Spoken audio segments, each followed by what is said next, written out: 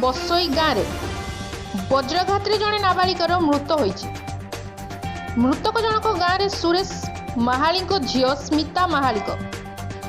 स्मिता मध्याह्न खाई सारिबा परे बासन गुड़ी को घर पाखे माजिबा जाइतिले।